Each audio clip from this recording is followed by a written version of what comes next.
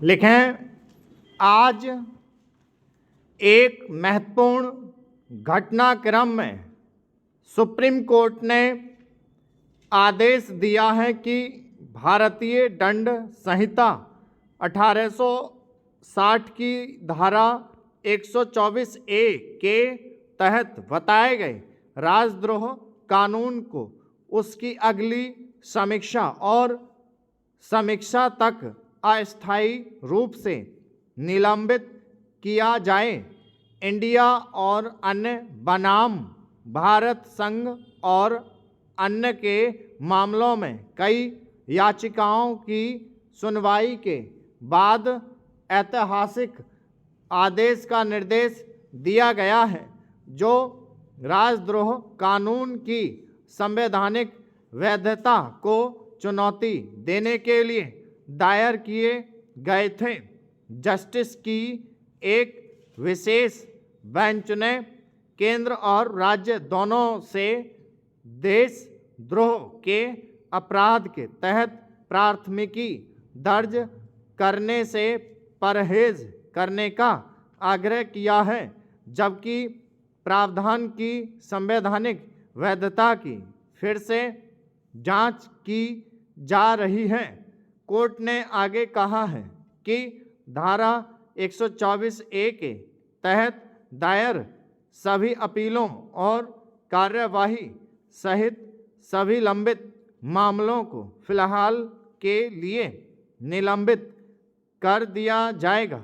इसके अलावा प्रावधान के तहत पहले से आरोपित व्यक्ति संबंधी अदालतों में जा सकते हैं और जमानत के लिए आवेदन दायर कर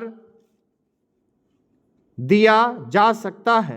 यदि कोई नया मामला दर्ज किया जाता है तो पक्ष राहत के लिए संबंधित अदालत का दरवाजा खटखटाने के लिए स्वतंत्र हैं। ऐसे में पीठ ने अदालतों से इस आदेश को ध्यान में रखते हुए मांगी गई राहत की जांच करने का अनुरोध किया है, जबकि सुप्रीम कोर्ट ने केंद्र और राज्य से धारा 124 ए के तहत प्राथमिकी दर्ज नहीं करने का आग्रह किया है। फिर भी संभावना है कि मामले दर्ज किए जाएंगे। हालांकि जैसा कि उपर्युक्त आदेश में कहा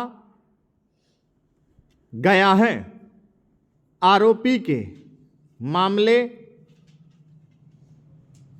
पर संबंधित क्षेत्राधिकार की अदालत में जाने और जमानत के लिए आवेदन दायर करने का विकल्प होगा। ऐसे मामलों में एक विशेषज्ञ आपराधिक वकील की सेवाएं लेना बेहद ज़रूरी है, जो आपराधिक प्रक्रिया संहिता के तहत बताए गए जमानत के प्रावधानों से अच्छी तरह वाकिफ हैं और उसके लिए जमानत आदेश सुरक्षित कर सकते हैं। देशद्रोह का अपराध गंभीर है। इससे पहले सीजे ने टिप्पणी की थी कि यदि हम इस धारा के अंतर्गत मुकदमा दर्ज करने के इतिहास को देखें तो इस धारा की विशाल शक्ति की तुलना इससे की जा सकती है कि किसी बढ़ई को एक वस्तु बनाने के लिए एक आरी दी जा रही है, जिसका उपयोग एक पेड़ के बजाय पूरे जंगल को काटने के लिए किया जा रहा है।